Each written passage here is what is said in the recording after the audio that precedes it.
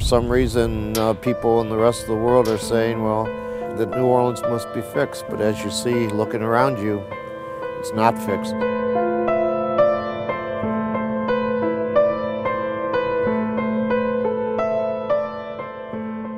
Okay, are you ready? All right, you're going to have to come up with a game plan. Where do you start? You're going to do general debris, furniture in one pile, anything electronic goes in another pile, anything with cords, anything that looks like chemicals, household cleaners, gasoline, anything like that goes in another pile.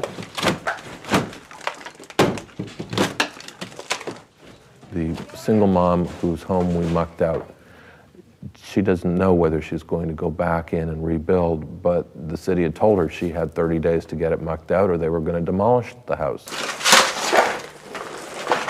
For the most part, because so little has been done by the local and state and federal governments, it was basically dumped into the hands of all the faith-based groups. Word basically came that you're going to be the guys to get New Orleans, get this whole area back on its feet. It certainly has proved that way. We put in about 30 person days on that demolition job. Yeah, she knows Presbyterian Disaster Assistance came in and helped. But she doesn't know who, but she doesn't need to. And we didn't need to know anything more than she needed our help that week. It's one of the great things is that we just do this stuff. But for somebody who's been hoping and praying for this, when all of a sudden it gets done, prayers have been answered. Faith is restored. Hope is restored. A positive future is restored. And I get to be the instrument of God's grace to these people. Heavenly Father, we thank you for the opportunity to be of service to these families. We thank you for what you've shown us. We ask you, Lord, to bless this house, bless the houses we're a part of, and give us all safe traveling when we go home sometime. And let us be a witness to your power and your grace. People say they're going to help, and they do a lot of talking. But once it comes down to it, nobody shows. You showed up and you showed out, and this house looks, they don't need paint on the walls. We could live, that's just what you've done. And I thank you so much. And God bless all of you. I speak blessings, I speak increase and abundance into all of your lives. Oh my God. Thank you, Mike. Who's this reclining? Leroy, my name is Marilla, and I'm calling from Presbyterian Disaster Assistance. We have your name on a list as somebody who might still need help with your house. Don't do anything else. Don't make the next step until you call us so that we can see what volunteers we have in and the skills that they have so we can get somebody out.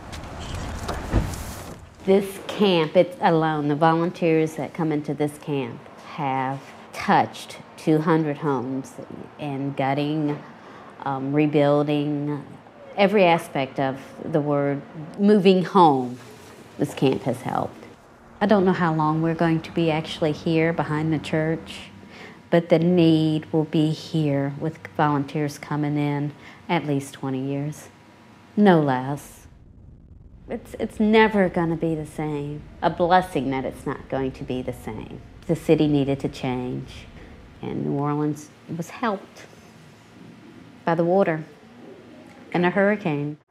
I don't think that people outside have any idea of the extent of the damage that has been done by this hurricane and then the lack of assistance. I just can't believe going in neighborhood after neighborhood that is just had so much devastation and nothing has been done.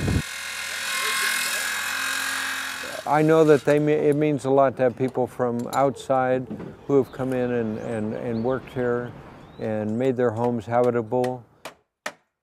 When we saw this ramp, that's got to be a joyride coming out of that house and coming down a ramp that was pretty shaky, but it's going to be a good ramp when we get done. You know, when you have an architect and an engineer on your team, you know, it's going to be done right, and it was done right, and it was It was perfect. Well, I thought, for me it was perfect. I hope he'll think the same way over the months and years ahead. You know, I honestly probably wouldn't work that hard and that feverishly on my own home improvement projects that I have. I really appreciate you guys. But I'm not operating under the same time constraint, nor the same desire to get what I can get done as quickly as possible. And I think everybody there had that same desire to really go in and do everything that they could to be of help to those in need.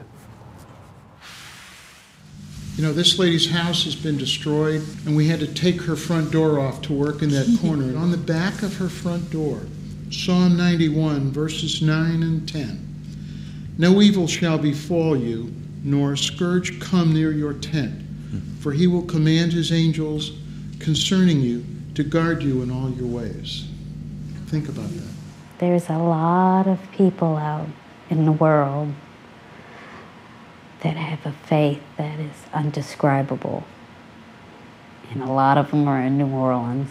Oh yeah, y'all blessing. God bless you, Ellis. If you really want to make a difference in the name of Christ for your faith, then you go to New Orleans. You go, you work, you make a difference, and you can see it. And somebody's life is changed for the better because of what you've done.